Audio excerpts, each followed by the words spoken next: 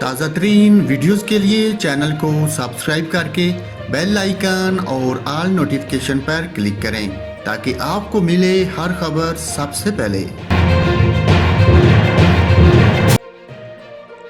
नाजरीन, पाकिस्तान के सूबे खैबर पख्तूनख्वा के शहर पेशावर के अहम तरीन अस्पताल लेडी रीडिंग में खतून ने बयक वक्त 6 बच्चों को जन्म दिया।